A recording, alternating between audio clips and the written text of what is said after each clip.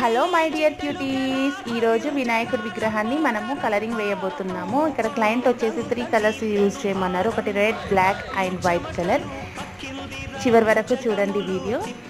మీకు ఇలాంటి వర్క్స్ కావాలనుకుంటే నాకు మెయిల్ చేయండి.